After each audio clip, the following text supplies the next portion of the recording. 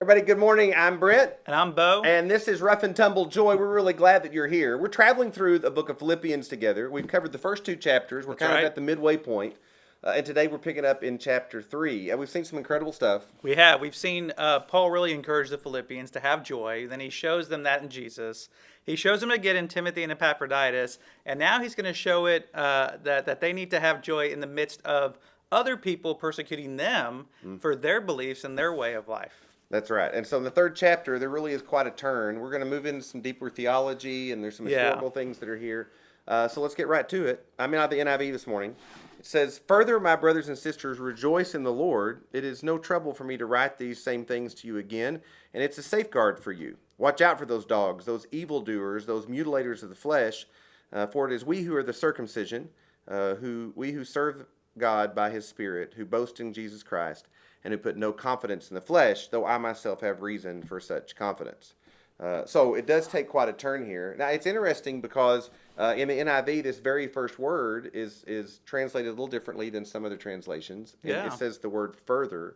In the ESV, do you get the same We same get thing? finally. All right. So there's some controversy about this a little bit. I didn't know this that. one word. Yeah. Okay. Because some people have said that this is two or because three it's different multiple books. Right? Yeah, that's why. Right. And so this word in the Greek can mean either finally, or it can mean like furthermore. Right. Right. And so the NIV has chosen the furthermore as a way of saying that this is just, he's turning his attention to something else.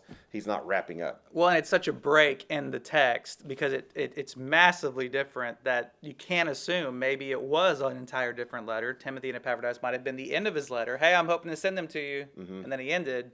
And then this. So that's really interesting, the little bridge there and how we interpret it nowadays. Yeah, right. So I'm in the further category for whatever it's worth. I think we're now moving Oh, really? to a new idea. Yeah, it's just a big new idea. It's a big theological shift. Sure, So I think that's what's happening here. So anyway, further, my brothers and sisters, and of course these words again of endearment and this, it's all throughout it. Everywhere you see this peppered, right? Yeah. Rejoice in the Lord. And once again, we come back to this decision to be made about rejoicing in our faith. Yeah, and if we can look at this, it's a section where he's dealing with people who are now essentially opponents of the gospel. They're opponents of what is going on in the Philippian church. They are in some way creating barriers. They are creating more rules, or they're bringing back old laws. And it's really affecting the Philippians. I mean, it's starting to affect them in a great way. I once heard the quote, Jesus plus nothing equals everything, and how sometimes we get it wrong, or we say Jesus plus good works, or Jesus plus a Bible study, or Jesus plus tithing equals godliness, and we kind of tend to add things to Jesus. And that's what's going on here with the Philippians. They have been trying to live their life in Christ, but at the same time, people are starting to add things to what that means, so much so that it angers Paul, and he begins to use some very harsh language. Right. But in this, here at the front end, before he makes this term, he says something about, once again, this idea of rejoicing. Sure. And it's throughout this whole thing. And he says, I can do this now. I say these things again because it's a safeguard. Yeah. Right, about your faith. And the joy thing is this thing that's it's a defense against tough times and difficult things that are happening. And when he's about to go into all these difficulties that they're having, he sets this up again by saying you should choose to have joy again. And it reminded me of this quite famous quote. You may have heard it from Chuck Swindoll. It's everywhere. It ought to be a meme every 3 days in my life. But Swindoll said this a long time ago. Okay. And he says, the longer I live, the more I realize the impact of attitude on my life.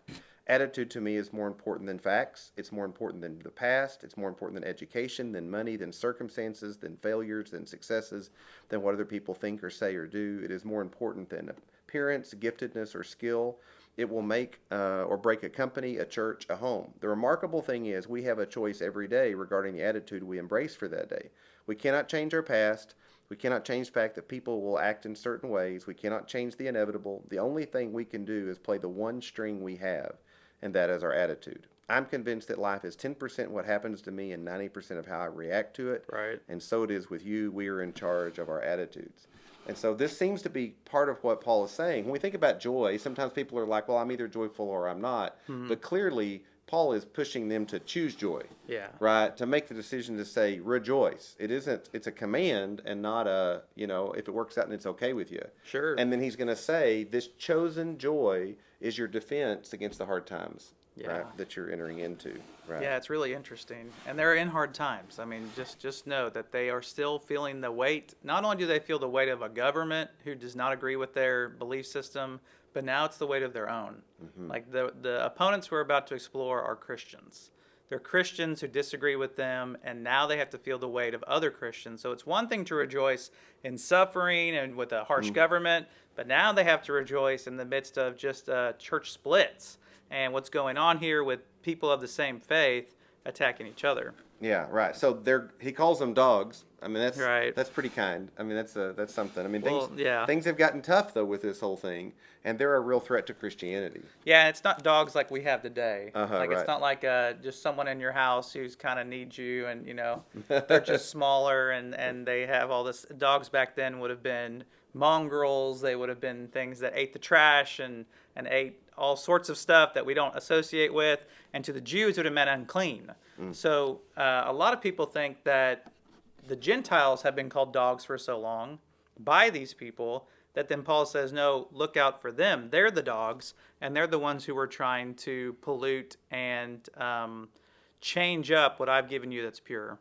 Yeah, and of course, then they're going to move on to say, for we, it is we who are the circumcision, we who serve God by Spirit, who boast in Jesus Christ and put no confidence in the flesh. Right. Right, and here's the crux of the argument that he's about to make. Right. So the turmoil is being caused by what? What's the heresy here? Well, it's that Jesus plus nothing thing, right? Yeah. Like they've added Jesus plus circumcision equals everything, and so they're starting to bring back some of those people who have now been saved and they're Jewish by birth. They're starting to bring all that baggage with them, and so they're trying to now tell Gentiles who are probably in their 20s and 30s to get circumcised and to add all this new stuff and to follow these old rules and to do all these things. And by doing that, they're actually leading them a bad path. Jesus talked about this in Matthew, and he said it's worse to be proselytized or to be evangelized with false teaching. And that's what's going on here. It's just pure false teaching. It's Jesus plus circumcision, and it makes Jesus' message less and less because now you're adding works to it. Yeah, and why do you think, like I'm trying to think about the Judaizers, as they're often called, or whatever, the dogs in this passage, why is it that they're drawn back to this way of thinking about Jesus plus? Like, what was the attraction? What do we think motivated or caused them to want to step this direction? And I mean, I thought one possibility is they still have a lot of ties within the Jewish community. Sure. People that they know or have known, relatives, family members that are still Jewish, and they're trying to make the Christian sect more acceptable. Yeah. Right? Because there were already lots of different sects of Judaism. And so if they could play off the Christian movement as well, it's really still Judaism. It's just got this twist to it. Yeah. Right? Then it's more acceptable maybe to their relatives or to their friends or to people that they want to impress. And so they want to bend it back toward Judaism in order to say, well, we're not that different or whatever the case may be. Right? Yeah. And it's so hard to change your ways, right? Like someone once told me, it's a terrible analogy, but if you like Mexican food before you're a Christian, when you get saved, you're still going to like Mexican food after you're a Christian. Like a lot of your life is still the same, and it's through sanctification and time and just relying on God that certain things change. And so I think they're probably, like you said, they're stuck in their ways. They don't want to give it up. Jesus said you can't put new wine in old wineskins. You can't sew a new piece of garment to an old. He said they're not compatible. It's either one or the other. You got to choose the old thing or you got to choose the new thing. What I give you today will not function with what you have always grown up with. And that's their problem. They still are trying to pour this new wine into this old wineskin, and the whole thing's exploding in front of their eyes, and it's just not working out. Right. That's the case. And then the thing too about circumcision is, like you said, it was a big deal in the Old Testament. Right. And to drop it seems like it's huge. But Paul, of course, says that you just can't connect this, and we don't want to go back to work-based salvation. Right. Well, and because circumcision is simply a sign of what's happened on the inside of your heart, of who you are as a person with God, even though it was done with children, it was supposed to say we want our child to be someone who's set apart, and now they're demanding it of people. I just can't imagine when they get this letter and then they finally realize the freedom and the weight that's lifted off their shoulders, like, thank you. I thought this wasn't right. I thought we shouldn't do this. This doesn't really echo what Jesus said. And so to have the false teaching and when you find things about your faith that man, you can just take that burden off, because that's really not the word. It doesn't elevate Jesus, and it doesn't help you become more like him. The freeing emotion and the attitude that this would have given them would have been powerful. And you know that he concludes this thought really with, "I put no confidence in the flesh." Right. And there is this temptation. I mean, Satan's temptation always centers around this idea of, I can earn heaven, I can earn God's favor by my good actions. Yeah. That's why every other religion in the world besides Christianity is basically about the flesh. It's basically about earning God's approval by my actions. Whether it's the New Age movement, you got to have the right, talismans. You got to have the right new retreat to go to. You got to have whatever, or it's Hinduism or Buddhism or Islam or what you pick it.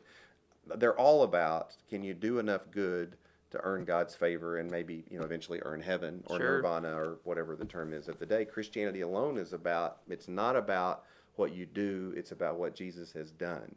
And this huge distinction between the two. And so you can see with the introduction of the idea of circumcision, once again, it's about what do I do?